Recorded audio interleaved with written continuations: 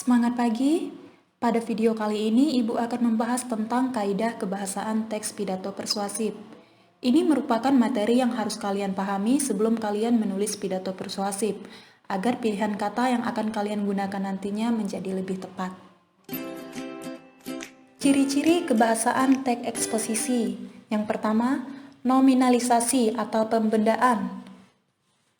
Nominalisasi merupakan ciri khas teks eksposisi. Pembendaan merupakan proses tata bahasa mengubah kata benda, kata kerja, dan kata sifat menjadi kata benda. Fungsinya untuk menghubungkan makna antar kalimat. Perhatikan contoh. Pemerintah memberlakukan undang-undang anti kekerasan.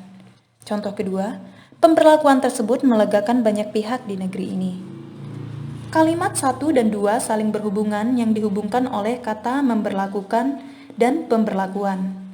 Nominalisasi atau pembendaan digunakan saat kata benda dibentuk dari kata kerja, misalnya membangun menjadi pembangunan, mendaur ulang menjadi pendaur ulangan, berhasil menjadi keberhasilan, merintis menjadi perintisan. Pembendaan digunakan untuk mengubah kalimat dari bentuk aktif ke pasif. Misalnya, kita harus mendaur ulang sampah, maka bentuk pasifnya menjadi pendaur ulangan itu menguntungkan lingkungan dan menghasilkan uang. Informasi baru di akhir kalimat menjadi fokus untuk kalimat berikutnya. Ini upaya agar bentuk tulisan runtut, kohesi, dan koheren. Berikut ini disajikan daftar kata benda yang sudah mengalami proses afiksasi atau sering kita sebut dengan kata benda turunan.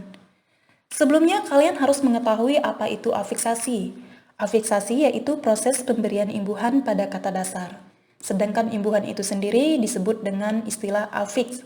Ada 4 jenis afiks. Yang pertama ada perfiks yaitu awalan. Kedua, infiks yaitu sisipan. Ketiga, sufiks yaitu akhiran. Dan yang terakhir ada konfiks yaitu awalan dan akhiran. Contoh perfik ke atau awalan ke. Contoh kata ketua, kehendak, kekasih, kerangka. Selanjutnya ada konflik ke an atau awalan ke dan akhiran an. Contoh, kemenangan, kepergian, kedatangan, kebimbangan, keberanian, dan lain-lain. Selanjutnya ada perfik pe pen atau awalan pe dan pen. Contoh, pembicaraan, pelamar, penyanyi, pelatih, pelaut, petani, dan lain-lain. Selanjutnya, konflik pen an atau awalan pen dan akhiran an. Contoh, pemberontakan, pendaftaran, pelatihan, penyelesaian, pemeriksaan, dan penghargaan. Selanjutnya ada sufiks an atau akhiran an. Contoh, anjuran, kiriman, kilauan, tepian, dan lain-lain.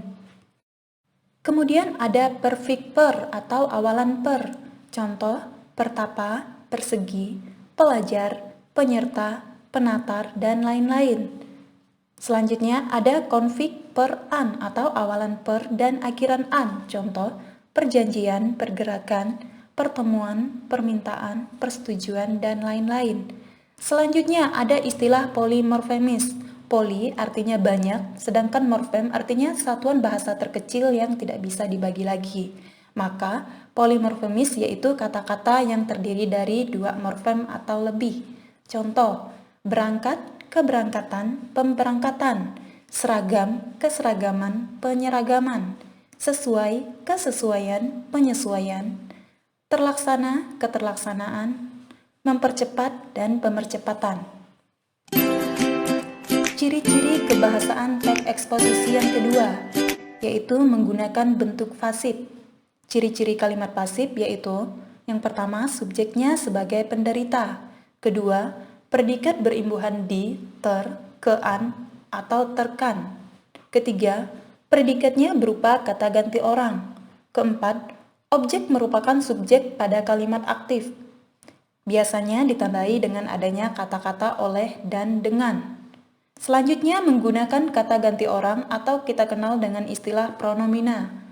Yang pertama ada kata ganti orang pertama tunggal, seperti aku, saya, daku.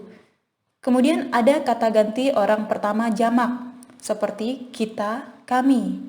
Yang kedua ada kata ganti orang kedua tunggal, seperti kamu, dikau, engkau, Anda. Kemudian ada kata ganti orang kedua jamak, seperti kalian, hadirin, saudara-saudara sekalian. Yang ketiga, kata ganti orang ketiga tunggal, seperti ia, dia, beliau. Kemudian ada kata ganti orang ketiga jamak, seperti mereka. Sekarang mari kita perhatikan contoh berikut. Pertama, pronomina. Semua ini terjadi di hadapan kita, dan walaupun begitu, kita masih bersikap acuh tak acuh. Saya hanyalah seorang anak kecil yang tidak bisa berbuat apa-apa. Tetapi saya ingin Anda sekalian bisa melakukan sesuatu untuk memperbaiki keadaan ini. Pada kalimat tersebut, terdapat beberapa kata ganti, yaitu kita, yang merupakan kata ganti orang pertama jamak. Kemudian saya, yang merupakan kata ganti orang pertama tunggal, dan Anda sekalian yang merupakan kata ganti orang kedua jamak. Selanjutnya kita masuk ke contoh kalimat pasif dengan awalan di. Contoh kalimat, ayah dibuatkan sarapan oleh ibu. Kemudian kalimat pasif dengan awalan ter. Contoh, Dina terkejut karena kedatanganku. Kemudian kalimat pasif dengan awalan ter dan akhiran kan. Contoh, korban banjir itu terselamatkan dengan adanya bantuan dari pemerintah. Keempat, kalimat pasif dengan awalan ke dan akhiran an. Contoh, Billy selalu ketiduran setiap jam pelajaran IPS. Kita lanjutkan ke kaidah kebahasaan yang ketiga, yaitu kosakata. Ada beberapa kosakata yang biasa digunakan dalam pidato persuasif. Yang pertama, menggunakan istilah teknis yang berkaitan dengan topik yang dibicarakan. Yang kedua, menggunakan rantai kata, pasangan kata seperti sinonim dan antonim, serta rumpun kata yang saling berkaitan makna. Contoh, tanah, regenerasi, dan sumber daya alam. Yang ketiga, menggunakan kata emotif untuk melibatkan perasaan audiens. Contoh, penggunaan sumber daya alam yang berlebihan akan menghancurkan tanah. Keempat, menggunakan kata penunjuk. Contoh, berdasarkan data tersebut, dapat kita tarik kesimpulan bahwa pemanfaatan sumber daya alam yang berlebihan dapat menyebabkan kerugian bagi kita. Contoh kedua, merujuk pada pendapat Menteri Lingkungan Hidup dan Kehutanan Republik Indonesia Siti Nurbaya, Republik Indonesia memiliki sekitar 29 juta hektar hutan lindung dan 0,7 juta hektar kawasan ekosistem penting. Kosakata yang kelima yaitu menggunakan kata kerja mental. Kata kerja mental atau dikenal dengan verba tingkah laku adalah kata kerja yang menyatakan suatu respon atau sikap seseorang terhadap suatu tindakan, keberadaan, dan pengalaman. Contoh, diharapkan, memprihatinkan, memperkirakan, mengagumkan, menduga, berpendapat, dan menyimpulkan. Selanjutnya menggunakan kata penghubung yang argumentatif. Contoh, jika, maka, sebab, karena, dengan demikian, akibatnya, oleh karena itu. Selanjutnya, modalitas. Keterangan dalam kalimat yang menyatakan sikap pembicara terhadap hal yang dibicarakan, yakni mengenai perbuatan, keadaan, peristiwa, atau sikap terhadap lawan bicara. Contoh, menurut hemat saya, pada hakikatnya, sering, nyaris, paling banyak, umumnya, mungkin, dapat, dan lain-lain.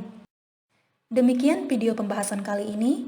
Semoga bermanfaat dan menambah pemahaman kalian tentang pidato persuasif. Terima kasih dan sampai jumpa di materi selanjutnya.